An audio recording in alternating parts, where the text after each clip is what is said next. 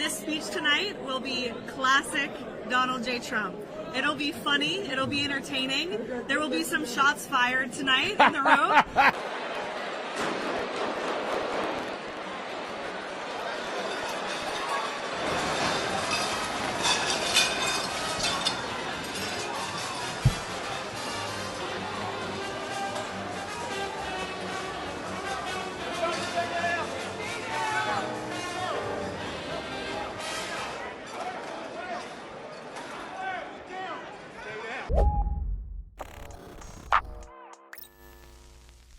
Well, Caroline Leavitt was not lying for the first time because there were shots fired and the scene was complete and utter chaos. And at the time that I recorded this video, there's still a lot of unknowns. We know that the shooter who opened fire at the White House Correspondents' Dinner was shot dead. We don't know who that is, but I do want to share some additional footage from the scene because it was indeed very chaotic.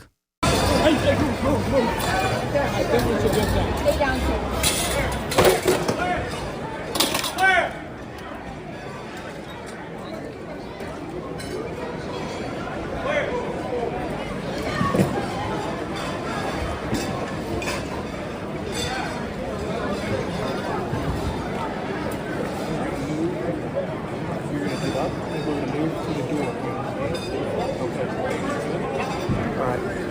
Katie, do you have all your stuff? Yep, I'm fine. So.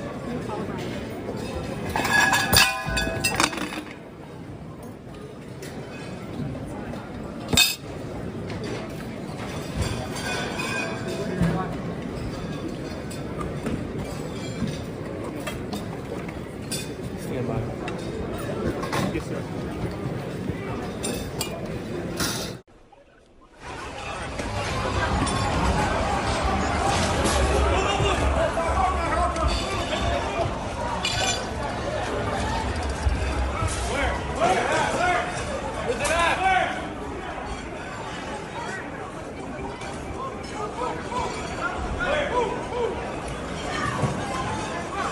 There's the president being escorted. The president being escorted out one side. The vice president being escorted. I just want to go find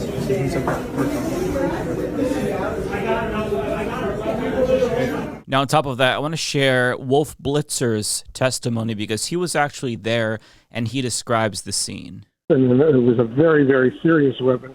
He starts shooting, and I happened to have been a few feet away from him as he was shooting. And, of course, the first thing that went through my mind is he trying to shoot me. And I don't think he was trying to shoot me, but I was very close to him as the gunshots were fired. And it was very, very scary, but I'm okay now. Now, even though Wolf Blitzer and other journalists were worried, some individuals had time to take selfies like this person. I don't know if this is a journalist or an influencer, but she decided to take a selfie and then she deleted that. So that was quite the interesting choice. You know, if I were in that situation, I don't necessarily know that that would be my first priority. But I mean, if I was wearing a really nice outfit, then who knows? But yeah, so the good news is that nobody was hurt. President Donald Trump and all of his cabinet are safe. Trump did issue this tweet after the incident, writing, "Law enforcement has requested that we leave the premises consistent with protocol, which we will do immediately. I will be giving a press conference in 30 minutes from the White House press briefing room. The First Lady plus the Vice President and all cabinet members are in perfect condition. We will be speaking to you in a half an hour. I've spoken with all of the representatives in charge of the event, and we will be rescheduling within 30 days. Now, again, this is still a developing story, but he has not done that press conference yet. I will place a clip at the end of this video if he has done that, just to give you some additional details. I'm kind of reacting in real time. On top of that, people are reacting in real time, and there is some skepticism. If you look at what's trending on Twitter, you see that staged is one of the things trending on Twitter. People don't believe that this is real. There's also been a lot more doubt about the original assassination attempt in Butler. Marjorie Taylor Greene recently is one of the individuals that was raising doubt about the authenticity of that particular event. And I do not believe that this was staged or that the Butler event was staged. Having said that, though, I will say that I think that it is good that people think it's staged, because my fear is that this is going to be used for nefarious purposes. I don't necessarily know who this shooter is going to be, if it is a LGBTQ plus person or a Muslim or an immigrant.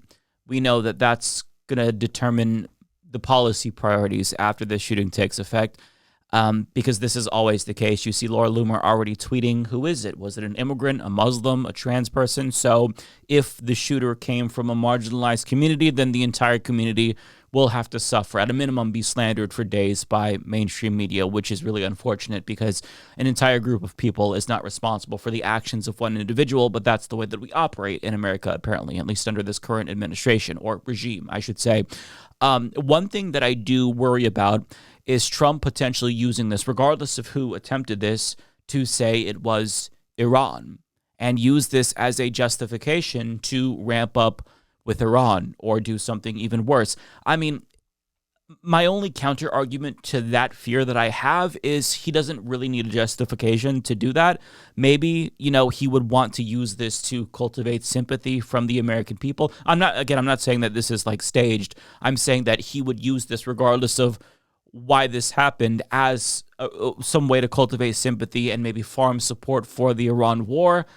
I don't really know. Like, all I could do is speculate at this point in time. But whenever something like this happens, there is lots and lots of fears that this is going to turn into a Reichstag moment. We did think that that was going to be the case after the Charlie Kirk assassination, and that was not actually what happened. Although, there were a lot of individuals who suffered consequences for making comments about Charlie Kirk. And when I say making comments, I mean they quoted Charlie Kirk and they lost their jobs. They were deported. Hundreds of people. One man was jailed. I believe it was a Tennessee man. I'm blanking on his name right now, but lots of things. But it wasn't necessarily the Reichstag fire. A lot of us feared it would be. So I hope that this is just like an isolated incident and there's no following political ramifications, but we don't necessarily know. It's too early to tell.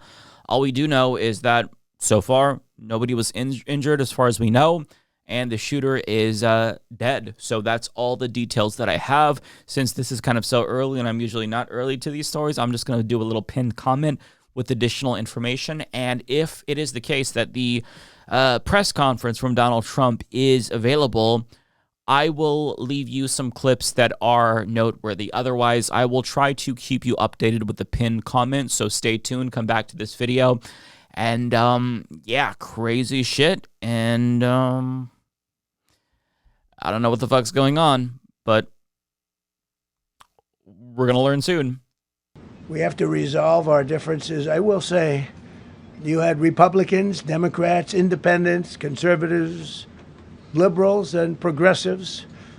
Those words are interchangeable, perhaps, but maybe they're not. But yet everybody in that room, big crowd, record-setting crowd. There was a record-setting group of people, and there was a tremendous amount of love and coming together. I watched, and I was very, very impressed by that. And we looked at all of the conditions that took place tonight, and I will say, it's not a particularly secure building. And I didn't want to say this, but this is why we have to have all of the attributes of what we're planning at the White House. It's actually a larger room, and it's much more secure. It's drone-proof, it's bulletproof glass. We need the ballroom. That's why Secret Service, that's why the military are demanding it.